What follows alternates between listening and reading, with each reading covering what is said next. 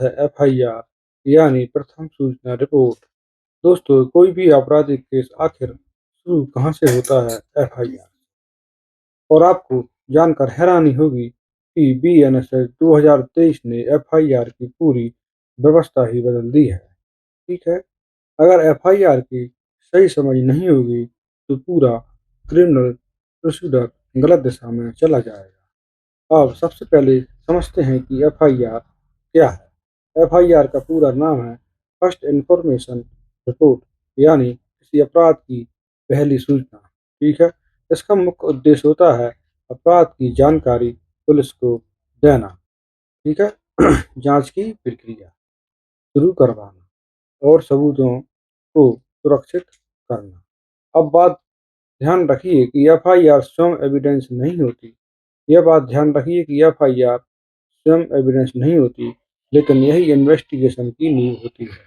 ठीक है, अब ये देखते हैं बीएनएसएस 2023 में एफआईआर की परिभाषा क्या है। बीएनएसएस के अनुसार किसी भी कॉग्निटिव ऑफेंस में एफआईआर दर्ज करवाना अनिवार्य है। सूचना लिखित भी हो सकती है और मौखिक भी। यदि सूचना मौखिक है तो पुलिस को उसे लिखकर सूचना देने वाले को पढ़कर सुनाना जरूरी होगा और उसके बाद इन्फॉर्मेंट के हस्ताक्षर एवं अंगूठा निशान लिया जाएगा। सबसे महत्वपूर्ण बात यह है कि एफआईआर की फ्री कॉपी पीड़ित को देना होगी। अब आते हैं बीएनएसएस के सबसे बड़े बदलाव पर, जिसे कहा जाता है जीरो एफआईआर। ठीक है, इसमें क्या है? जीरो एफआईआर का मतलब है कि अगर अपराध कहीं भी हो तो आप कहीं भी किसी भी थाने में जीरो एफआईआर करवा सकते हैं। एफआईआर के लिए आपको अपने उसी थाने में जाना आवश्यक नहीं होगा। बाद में वह एफआईआर उस सही थाना क्षेत्र में ट्रांसफर कर दी जाएगी। जीरो एफआईआर में भी इन्वेस्टिगेशन तुरंत शुरू होगी। ठीक है, और किसी प्रकार की डिले नहीं होगी। अब विक्टिम को यह सुनने की जरूरत नहीं पड़ेगी कि यह हमारा थाने क्षेत्र का मामला नहीं है। ठीक है, बीएनएसएस 2023 ने एफआईआर को डिजिटल भी बना दिया है। अब ऑनलाइन एफआईआर या ई एफआईआर दर्ज की जा सकती है। यह ईएमआईआर, ईमेल या ऑनलाइन पोर्टल के माध्यम से की जा सकती है। साइबर क्राइम के साथ साथ सामान्य अपराधों में इसका उपयोग किया जा सकता है। इसका उद्देश्य है क्रिमिनल जस्टिस सिस्टम को धीरे धीरे पेपरलेस करना है।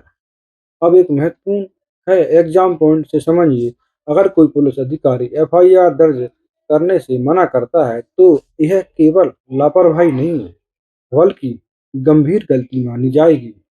ऐसी स्थिति में पीड़ित व्यक्ति एसपी या किसी हायर पुलिस ऑफिसर से शिकायत कर सकता है या मजिस्ट्रेट के पास एप्लीकेशन दे सकता है। उस पुलिस अधिकारी पर डिपार्टमेंटल एक्शन और लीगल एक्शन दोनों हो सकते हैं। तो दोस्तों, अब डरने की जरूरत नहीं है, क्योंकि नया कानून अब बीएनएसएस 2023 आ गया है। अब हम बात करते हैं प्रिलिमिनरी इंक्वायरी।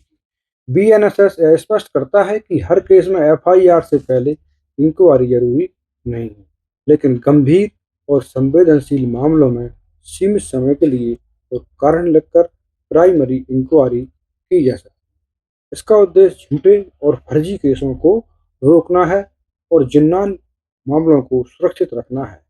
बीएनएसएस का एक मॉडर्न फीचर है विक्टिम और विटनेस के बयानों की ऑडियो वीडियो रिकॉर्डिंग। इससे पारदर्शिता बढ़ती है, पुलिस मिसयूज कम होता है और ट्रायल के समय एविडेंस ज़्यादा भरोसेमंद बनता है। अब समझते हैं कि एफआईआर दर्ज होने के बाद क्या होता है। एफआईआर दर्ज होते ही इन्वेस्टिगेशन शुरू हो जाती है। ठीक है, इन्वेस्टिगेशन ऑफिसर नियुक्त किया जाता है, साइट इंस्पेक्शन होती है, एविडेंस कलेक्ट किया जाता है और यदि जरूरी हो तो अरेस्ट भी किया जाता है। इसलिए कहा जाता है एफआईआर किसी भी आपराधिक केस की एंट्री गेट होती है। अब कुछ एग्जाम ओरिएंटेड सवाल समझ लेते हैं। एफआईआर कौन दर्ज कर सकता है? कोई भी व्यक्ति। क्या एफआईआर एविडेंस है? नहीं, लेकिन इसकी बहुत वैल्यू होती है। जीरो एफआईआर का क्या उद्देश्य है? डिले को खत्म करना, डिले ना हो। अब निष्कर्ष के रूप में समझिए, बीएनएसएस 2023 ने एफआईआर को आसान बनाया है, डिजिटल बनाया है, विक्टिम फ्रेंडली बनाया है और पुलिस को ज़्यादा जवाबदेह है। यही कारण है कि एफआईआर वाला यह अध्याय एलएलबी, जुडिशरी, पुलिस और एसएससी के लिए सबसे ज़्यादा महत्वपूर्ण अध्यायों में से एक है। ठीक है दोस्तों, अगर आप इसी प्रकार की जानकारी देखना चाहते हैं तो मेरे चैनल को लाइक करें, सब्सक्राइब करें। धन्यवाद। नमस्कार।